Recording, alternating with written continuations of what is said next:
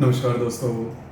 आज के इस वीडियो में हम चर्चा करेंगे सिंह राशि का 2025 का संपूर्ण वर्षफल। सिंह राशि के लिए ये जो संपूर्ण वर्षफल है वो काफी ज्यादा महत्वपूर्ण साबित होगा। 2025 में खास करके देखा जाए तो जो सभी बड़े ग्रह हैं, शनि, गुरु, राहु, केतु, ये जो सभी ग्रह है वो राशांतर कर रहे हैं। जैसे कि जो गुरु आपके दशम भाव में भ्रमण कर रहा है, करीबन मई के महीने में ये आपके लाभ भाव में भ्रमण करेगा, और जो शनि आपके सप्तम भाव में भ्रमण कर रहा है, 30 मार्च के बाद यह आपके अष्टम भाव में भ्रमण करेगा।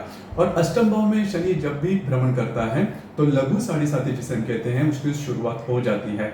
तो आपके लिए अष्टम भाव का जो शनि है वो आने वाले करीबन 2.25-2.5 साल के लिए थोड़े से प्रॉब्लम लेके आ सकता है। अब ये जो स्ट्रेस है वो करीबन साढ़े साथी जैसे होते हैं, उसी प्रकार के होते हैं, तो उसके बारे में भी चर्चा करेंगे। उसी प्रकार आपके राशि के लिए राहु और केतु जो कि आपके अष्टम और लाभ भाव में भ्रमण कर रहे थे, वे अभी आपके सप्तम और आपके के राशि में भ्रमण करेंगे। तो सबसे पहले हम चर्चा करेंगे कि आपका जो स्वास्थ्य है, शारीरिक या फिर मानसिक, वो किस प्रकार का होगा। तो आपके राशि में जैसे मैंने कहा कि जो केतु है वो आने वाला है करीबन 19 मई के बाद। और एक सबसे महत्वपूर्ण बात जो कि आपके लिए काफी इंपॉर्टेंट है, आपके राशि का राजयोग कारक ग्रह जो है मंगल, जो कि आपके व्यय भाव में भ्रमण कर रहा है, अब जाके वो वक्री है, और वो वक्री होके करीबन 22 जनवरी के बाद आपके लाभ भाव में भ्रमण करेगा। उसी प्रकार ये जो मंगल है वो करीबन 3 अप्रैल के बाद आपके व्यय भाव में फिर से आएगा। तो करीबन ये शुरुआत की 3-4 महीने हैं, उसमें आपको ध्यान देना होगा किसी भी प्रकार के महत्वपूर्ण निर्णय बिल्कुल भी नहीं लेना। जो मंगल व्यय भाव में वक्री होता है तो स्ट्रेस ज्यादा देता है। हालांकि पिछले करीबन 15-20 दिनों में भी आपने देखा होगा कि आप जो स्ट्रेस है वो फील कर रहे हो, तो किसी भी प्रकार के महत्वपूर्ण निर्णय नहीं लेना। अगर लेते हो तो वो चूकने की संभावना काफी ज्यादा बनती है। और आपके लिए आपको जो कॉन्फिडेंस है वो सबसे महत्वपूर्ण होता है। सिंह राशि का ये सबसे महत्वपूर्ण अस्त्र भी है। लेकिन आपके अष्टम भाव में जो भ्रमण करने वाला शनि है वो आपको जो कॉन्फिडेंस है वो पूरी तरह से नॉर्मल कर देगा, आपको जमीन पर रख देगा कॉन्फिडेंस के मामले में। तो ऐसे बातें जिसमें ज्यादा रिस्क है वो बातें आने वाले समय में बिल्कुल भी नहीं लेना, क्योंकि आपके जो अंदाज है वो चूक सकते हैं। ध्यान रखिए, क्योंकि अष्टमस्थ जो शनि है वो आपके लिए प्रॉब्लम वाली, क्योंकि देखिए जो राशियां है उसमें कर्क और सिंह राशि के लिए साढ़े साथी जो होती है वो सबसे ज्यादा टफ जाती है, और आपकी जो राशि है वो सिंह राशि है। तो ये जान लीजिए आने वाले 2-2.25 साल में आपको बहुत ही ज्यादा चौकन्ना रहना होगा। जो भी आपको निर्णय लेने हैं वो टू द पॉइंट लेना और प्रैक्टिकल निर्णय लेना। ऐसे नहीं कि आपको कॉन्फिडेंस में लगता है आप कर सकते हो वो काम, या फिर इसके पहले जो काम है, जो रिस्क है वो आपने ली है, वो सक्सेस भी हुई है, लेकिन आने वाले 2 से 2.25 साल में इसके जो प्रभाव है वो मिलना शुरू हो जाएगा। और खास करके इस साल के शुरुआत से इसके जो परिणाम है वो आपको मिलना शुरू हो जाएंगे। तो ध्यान दीजिए, ये जो संपूर्ण साल है इसमें इन चीजों पर ध्यान देना आवश्यक है। हालांकि जो गुरु आपके लाभ भाव में भ्रमण करेगा मई के बाद, वो आपके लिए काफी ज्यादा शुभप्रदायी साबित होगा, लेकिन फिर भी जो भी मैंने बातें कही उस पर थोड़ा ध्यान देना आवश्यक होगा। उसी प्रकार दिनांक 7 जून से लेकर 29 जुलाई तक का जो समय है उसमें आप बहुत ज्यादा एक्टिव नजर आओगे, बहुत ज्यादा। और वैसे भी देखा जाए तो आपकी जो राशि है वो एक्टिव है, आप में जो लीडरशिप क्वालिटीज है वो काफी अच्छी बनती है, तो बहुत ज्यादा आप एक्टिव नजर आओगे। मोटे तौर पर अगर देखा जाए तो ये जो संपूर्ण साल है, जो भी आप काम करोगे सोच समझकर डिसीजन लेना बहुत ही ज्यादा आवश्यक होगा। अब हम चर्चा करेंगे कि आपका जो आर्थिक स्तर है वो किस प्रकार का होगा। जैसे कि आपके द्वितीय भाव में करीबन 29 जुलाई से लेकर 14 सितंबर तक का जो समय है उसमें मंगल भ्रमण करेगा। तो यहाँ पर यह जो कालावधि है उसमें आपकी जो स्पेंडिंग है उस पर थोड़ा ध्यान देना आवश्यक है। आपके जो खर्चे हैं वो थोड़े ज्यादा बढ़ सकते हैं, खर्चे के ऊपर थोड़ा सा ध्यान देना आवश्यक है। वैसे भी देखा जाए तो आपकी जो राशि है लेविश लाइफस्टाइल जीने वाली राशि है, तो खर्चे तो होते हैं, लेकिन यह जो कालावधि है इसमें आपको थोड़ा ध्यान देना होगा। उसी प्रकार और एक जो बात है, जो केतु है वह करीबन मई के बाद आपके राशि में भ्रमण करेगा, तो और आपके व्यय भाव में मंगल भी वक्री है, तो इन चीजों पर ध्यान देना कि आपके जो खर्चे हैं वो ज्यादा न हो। अब ये जो गुरु आपके लाभ भाव में भ्रमण करेगा वो आपके लिए काफी अच्छा होगा। खास करके अगर आप शेयर मार्केट में ट्रेड करते हो तो कुछ अच्छे लाभ मिलते हुए नजर आएंगे, लेकिन ये जो बात है करीबन मई के बाद का जो समय है उसमें मिलना शुरू हो जाएंगे। लेकिन फिर भी बहुत ज्यादा रिस्क लेके किसी भी प्रकार के बड़े ट्रेड नहीं करना। इसके बाद हम चर्चा करेंगे कि गृह सौख्य आपका किस प्रकार का होगा, मतलब घर का फैमिली हैप्पीनेस जिसे हम कहते हैं वो किस प्रकार की होगी। जैसे कि करीबन 28 अक्टूबर से लेकर 9 दिसंबर तक का जो समय है उसमें घर के जो लोग हैं उनके साथ छोटी मोटी बातों को लेकर तकरार हो सकती है, लेकिन घर के मामले में अगर देखा जाए तो बहुत प्रॉब्लम देखे नहीं जाएंगे। सिर्फ एक बात जो है, जो केतु आपके राशि में भ्रमण करेगा वो आपका जो नेचर है उसमें बदलाव लेके आएगा, और उसी वजह से आपकी जो म्यूचुअल रिलेशनशिप है वो थोड़ी बौखला जा सकती है या फिर उसमें थोड़े प्रॉब्लम आ सकते हैं। हालांकि आपके जो राशि है वो थोड़ी सी तीखी होती है, तो केतु आने के कारण आपका ये जो नेचर है उसमें और ज्यादा बढ़ावा देखा जाएगा, और ज्यादा आपकी जो वाणी है वो और ज्यादा तीखी हो सकती है। बस आपको इसी के ऊपर थोड़ा ध्यान देना आवश्यक है, क्योंकि इसका सीधा सीधा असर जो आपके घर के जो लोग हैं उनके साथ या फिर आपकी जो पत्नी है, पति है, उनके साथ भी हो सकते हैं। अब हम चर्चा करेंगे आपकी जो लव लाइफ है वो किस प्रकार की होगी। आपकी लव लाइफ के बारे में बिल्कुल भी चिंता न करें, सिर्फ यह है कि करीबन आने वाले मतलब जनवरी, फरवरी और मार्च, इन 3 महीने में छोटी मोटी बातों को लेकर तू मैं हो सकती है। हालांकि आपके लाभ भाव में जो गुरु भ्रमण करेगा वो आपके लिए शुभ फलदायी साबित होगा। अगर आप किसी के रिलेशनशिप में हैं या फिर नई रिलेशनशिप बनाना चाहते हो तो गुरु की जो सप्तम दृष्टि आपके पंचम भाव के पर आएगी वो काफी ज्यादा शुभ फलदायी होगी, और उसी के कारण जो बातें हैं वो एक्सटेंड पर नहीं जाएगी। उसी प्रकार जो गर्भवती महिला है सिंह राशि की, उन्होंने भी खुद के स्वास्थ्य के बारे में थोड़ा ध्यान देना आवश्यक है। खास करके अप्रैल तक का जो समय है उसमें आपको स्वयं के स्वास्थ्य के बारे में ध्यान देना आवश्यक होगा। स्वास्थ्य की जो परेशानियां हैं वो ज्यादा आ सकती है, ध्यान रखिए। उसी प्रकार जो विद्यार्थी वर्ग है उनके लिए ये जो समय है वो काफी अच्छा देखा जाएगा। सिर्फ शुरुआत के करीबन मार्च अप्रैल तक का जो समय है, खास करके संपूर्ण मार्च तक का जो समय है उसमें आपको ज्यादा डेडिकेशन से काम करना होगा, आपको ज्यादा एफर्ट देना होगा, तो इस बातों पर थोड़ा सा ध्यान देना आवश्यक है। अब हम चर्चा करेंगे कि आपका जो वैवाहिक जीवन है वो किस प्रकार का होगा। जैसे कि आपके सप्तम भाव में जो शनि है वो भ्रमण कर रहा है, और करीबन 30 मार्च के बाद ये जो शनि है वो आपके अष्टम भाव में भ्रमण करेगा, और फिर से जो राहु है वो करीबन 19 मई के बाद आपके सप्तम भाव में भ्रमण करेगा। तो यहाँ पर सप्तम भाव जो है वो थोड़ा सा, वैसे भी आपने इसके पहले भी 2 साल तक देखा होगा कि आपकी जो वैवाहिक जोड़ीदार है उनके साथ जो बातें हैं वो ठीक नहीं चल रही है, छोटी मोटी बातों को लेकर जो तकरार है वो हो रही है। अब जाके थोड़ा बहुत आप समझ जाओगे, क्योंकि जो गुरु आपके सप्तम भाव को नवम दृष्टि से देखेगा वो आपके लिए काफी ज्यादा शुभ फलदायी साबित होगा। लेकिन फिर भी जो राहु आपके सप्तम भाव में भ्रमण करेगा वो छोटी मोटी बातों को लेकर तकरार ला सकता है। अब यहाँ पर जो सिंह राशि के व्यक्ति विवाह करना चाहते हैं उनके लिए ये जो समय है करीबन मई के बाद का जो समय है वो आपके लिए काफी ज्यादा शुभ फलदायी साबित होगा।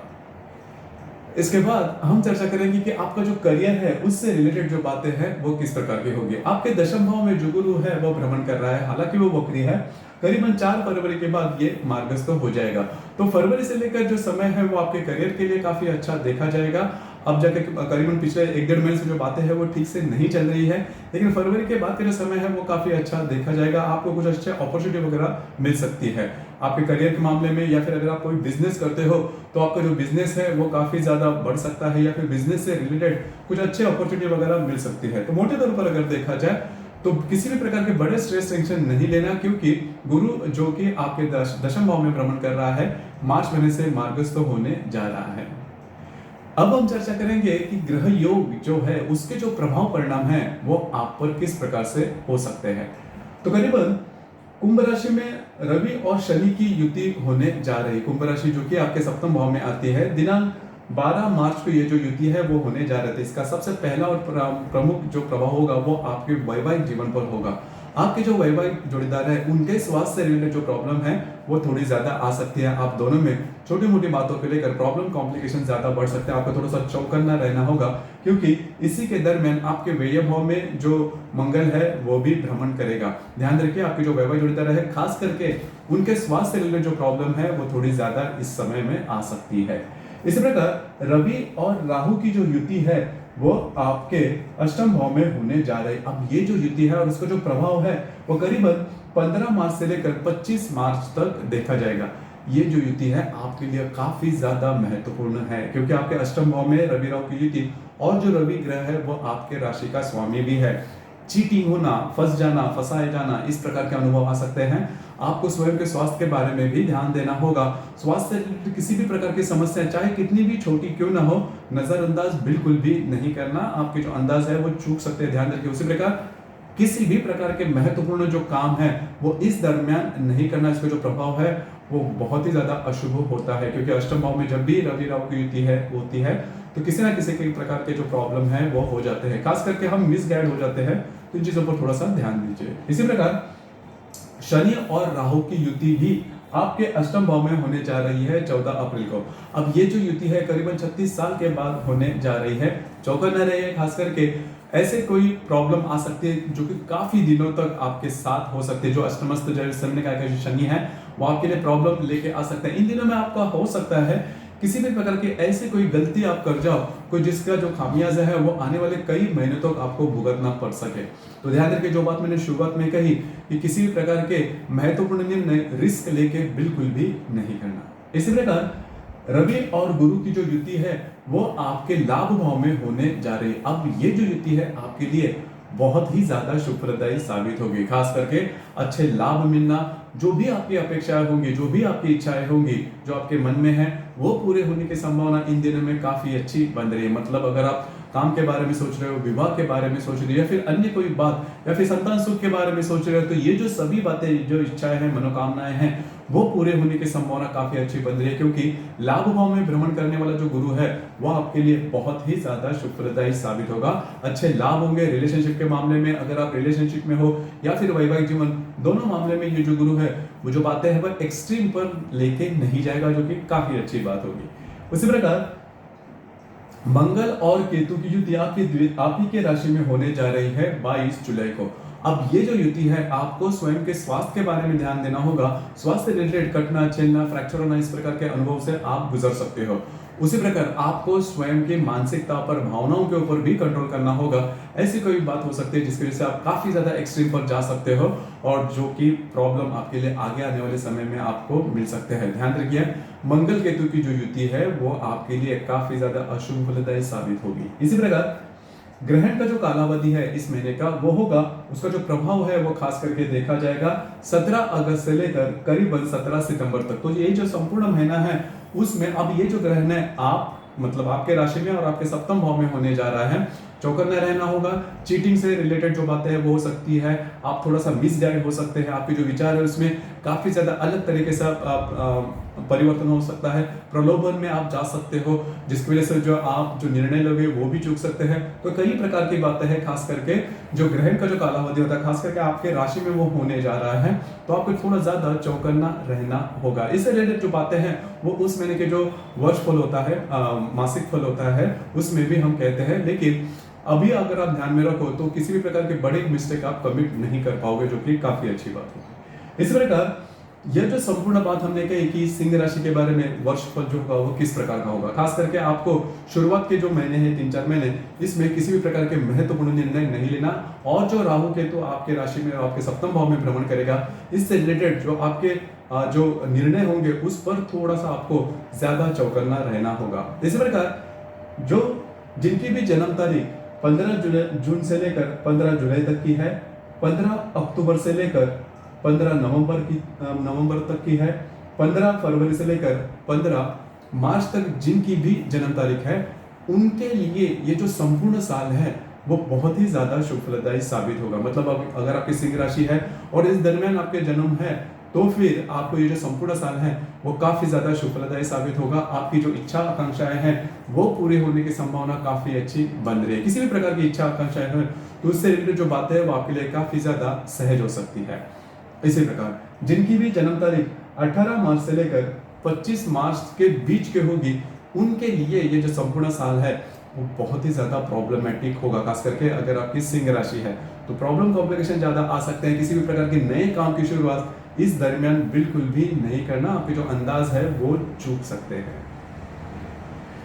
तो दोस्तों ये था सिंह राशि का 2025 का संपूर्ण वर्षफल। धन्यवाद।